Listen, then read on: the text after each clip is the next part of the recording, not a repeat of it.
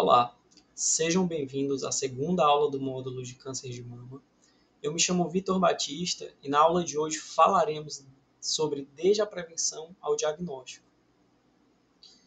Como eu havia mencionado na nossa primeira aula, eu prezo sempre por abordar inicialmente a importância do tema, que no caso do câncer de mama se justifica por sua destacada epidemiologia, uma vez que representa o principal tumor feminino no Brasil e no mundo, e ainda uma considerável mortalidade atribuída a essa doença, e explorando para além da terminalidade, as mamas elas representam um importante papel estético na vida sexual e da autoestima para as mulheres, tendo uma forte reverberação na qualidade de vida delas.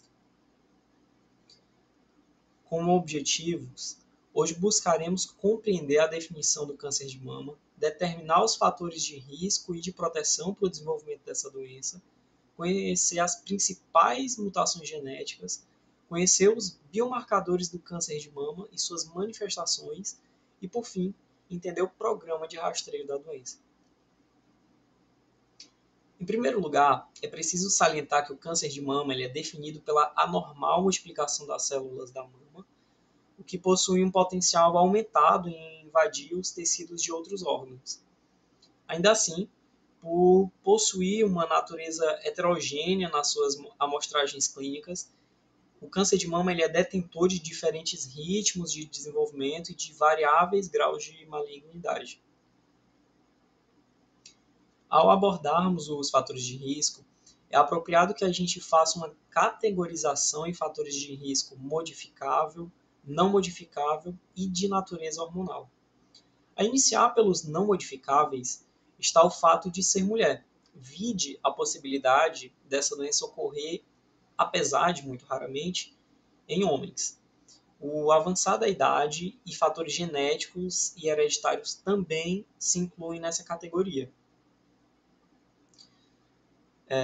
Como fatores modificáveis, a gente tem a obesidade, a exposição à radiação, o estilo de vida sedentário e o consumo de bebidas alcoólicas. E é importante que a gente destaque que alguns desses fatores de risco, ditos modificáveis, eles possuem um alto potencial de se tornarem fatores de proteção, como a substituição da obesidade e sedentarismo pela adoção de uma rotina de exercícios e uma dieta equilibrada. E, por fim, os fatores de risco hormonais são aqueles que expõem a paciente a maiores níveis de hormônios, como a menarca precoce, a reposição hormonal pós-menopausa, até mesmo a menopausa tardia e a nuliparidade.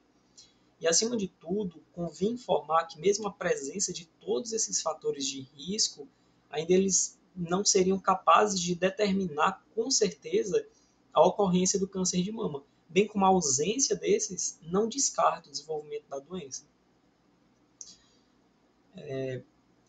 Ao falarmos das mutações genéticas, nós não podemos deixar de mencionar os genes BRCA1 e BRCA2, que são dois genes que são responsáveis pela supressão tumoral, mas que por alguma falha no seu funcionamento, eles podem conferir um aumento no risco relativo de adoecer de até 4 a 8 vezes em relação a uma pessoa sem essas mutações.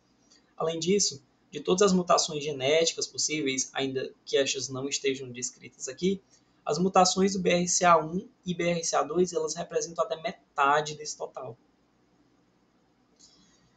Temos agora dois importantes pilares do prognóstico da doença, ou seja, da entidade capaz de definir o quanto o médico oncologista ele vai ter de intervir no quadro do paciente e qual o grau de sucesso a gente vai ter com essa intervenção.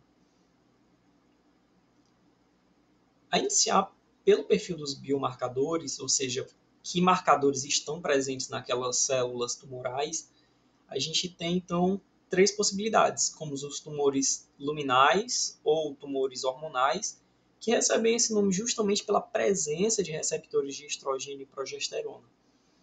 Eles se dividem ainda em tumores luminais A e B, sendo que o A ele representa uma menor atividade metabólica e, por conseguinte, uma menor agressividade, uma menor velocidade de desenvolvimento e um melhor prognóstico em relação ao B.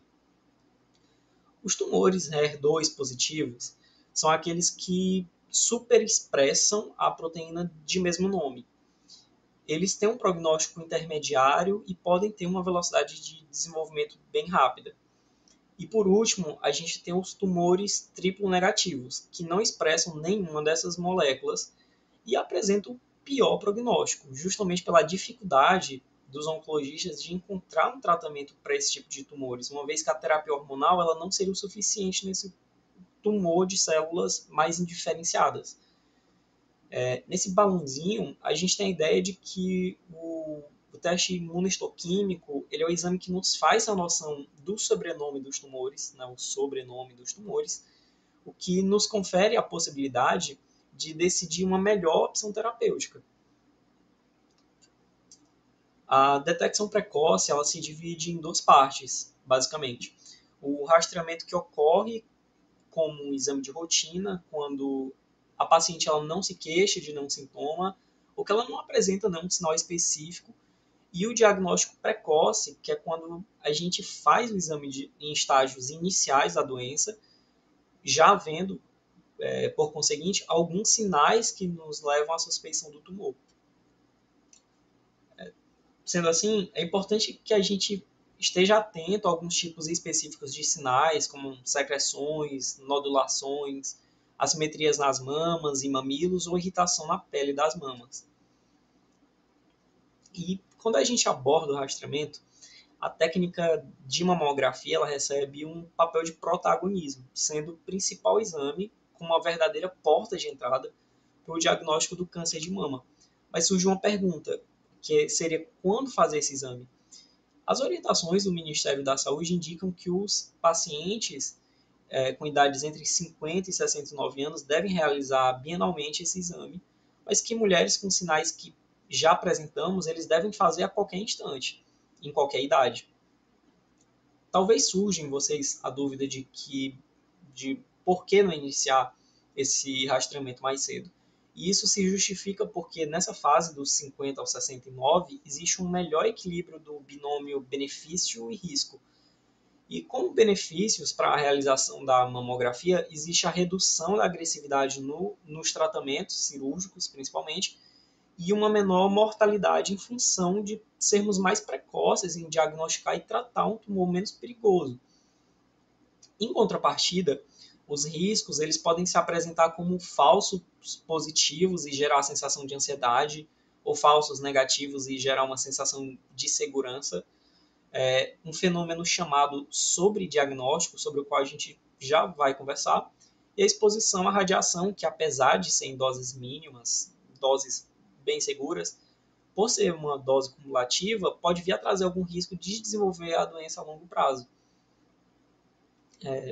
Como uma das principais limitações da mamografia, a gente tem a dificuldade de visualização dos nódulos nas mamas das pacientes mais jovens.